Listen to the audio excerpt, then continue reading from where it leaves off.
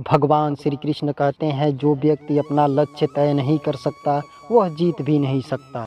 आप जिस चीज़ के लायक हैं उससे कम पर कभी समझौता ना करें। यह अभिमान नहीं, स्वाभिमान है।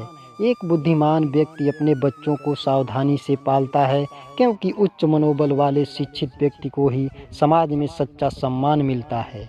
जिस व्यक्ति का आचरण दुराचारी हो, जिसकी दृष्टि अशुद्ध हो और जो कुटिलता के लिए प्रसिद्ध हो, उससे जो मित्रता करता है वह शीघ्र ही नष्ट हो जाता है। किसी व्यक्ति का भविष्य उसकी वर्तमान परिस्थितियों के आधार पर मत आंकिए, क्योंकि समय में इतनी ताकत है कि वह काले कोयले को भी चमकदार हीरे में बदल सकता है। भगवान लकड़ी या पत्थर या मिट्टी की मूर्तियों में नहीं रहते हैं, उनका वास हमारी भावनाओं में, हमारे विचारों में। इस भावना से ही हम इन मूर्तियों में ईश्वर को विद्यमान मानते हैं। अपमानित होकर इस जीवन को सुरक्षित रखने से तो मर जाना ही अच्छा है। प्राणों की हानि क्षण भर का दुख देती है, परंतु अपमान जीवन में प्रतिदिन दुख लाता है। जिस इंसान का ज्ञान किताबों तक सीमित है और जिसका धन दूसरों के कब्जे में है, वह ज़रूरत पड़ने पर भी न तो ज्ञान का उपयोग कर सकता है और न ही धन का। पत्नी से वियोग, अपनों से तिरस्कार, युद्ध में बचा हुआ शत्रु, दुष्ट राजा की सेवा, दरिद्रता और कुप्रबंधन, ये 6 प्रकार की बुराइयां यदि किसी व्यक्ति को पीड़ित करती है तो उसे बिना आग के भी जला देती है। संसार का एक कड़वा वृक्ष जिसके 2 फल ही मीठे होते हैं, एक मधुरवाणी और दूसरा सज्जनों की संगति।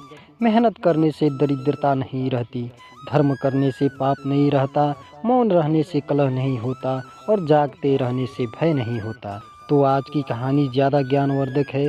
जो लोग अपने परिवार, अपने सगे संबंधी, अपने दोस्तों को धोखा देने के बाद उन्हें लगता है कि वो अपना जीवन खुशी से बिता पाएंगे, उनको आज का वीडियो ज़रूर देखना चाहिए।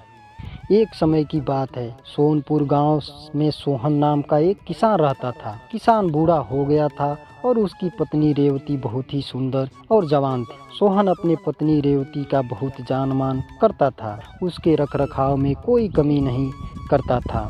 लेकिन उसकी पत्नी को हमेशा यह लगता था कि उसकी शादी एक बूढ़े आदमी से कर दी गई है। यह सोच सोच कर वह हमेशा दुखी रहती थी।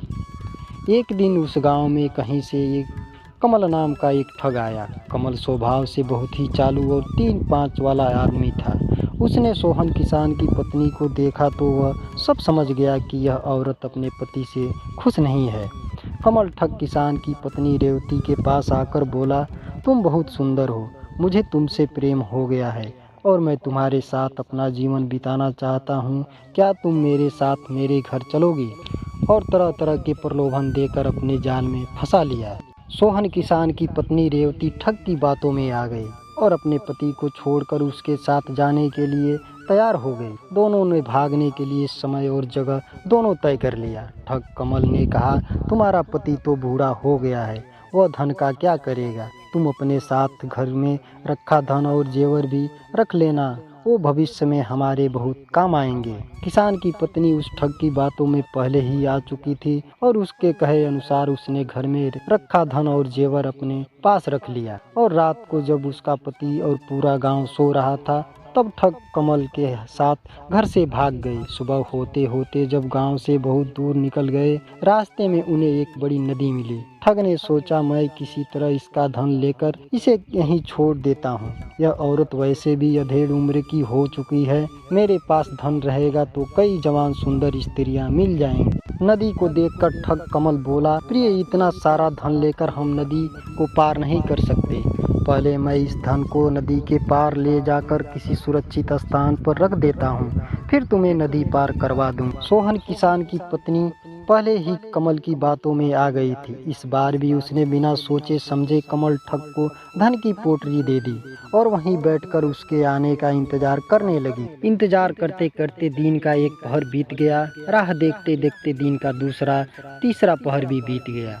अब तो शाम हो गई, लेकिन कमल ठग नहीं लौटा। अब सोहन किसान की पत्नी रेवती को सारा खेल समझ में आ गया और अपना सब कुछ लूट जाने के बाद दुखी होकर नदी किनारे बैठकर रोने लगी। उसी समय एक लोमड़ी मुंह में मांस का टुकड़ा लेकर किसान की पत्नी रेवती के सामने से गुजरी। तभी लोमड़ी को नदी में एक बड़ी सी मछली दिखाई दी। लोमड़ी ने सोचा, अगर इसको भी पकड़ लिया तो मेरा आज का दिन बहुत अच्छे से कटेगा। यही सोचकर लोमड़ी ने मछली पकड़ने के लिए उस पर झपट्टा मारा, लेकिन मछली उछलकर दूर चली गई और लोमड़ी के मुंह से रखा मांस का टुकड़ा नदी में गिर गया और तेज धार में बह गया। यह देखकर किसान की पत्नी रेवती लोमड़ी से बोली, तुम तो अपनी मूर्खता के कारण मांस के टुकड़े और मछली दोनों से हाथ धो बैठी। सोहन किसान की पत्नी रेवती की बात सुनकर लोमड़ी ने जवाब दिया, अरे मूर्ख, तुम तो मुझसे भी ज्यादा बेवकूफ हो जो अपने प्रेमी के लिए अपने देवता जैसे पति छोड़कर आ गई और वो तेरी धन दौलत लेकर तुझे छोड़कर चला गया। अब तू तो घर की रही ना घाट। तो दोस्तों, इस कहानी से हमें यही शिक्षा मिलती है कि कभी भी छोटी छोटी बातों को लेकर अपनों को धोखा नहीं देना चाहिए, अन्यथा हम कहीं के नहीं रहते। तो आज की कहानी आपको कैसी लगी कमेंट बॉक्स में ज़रूर लिखें।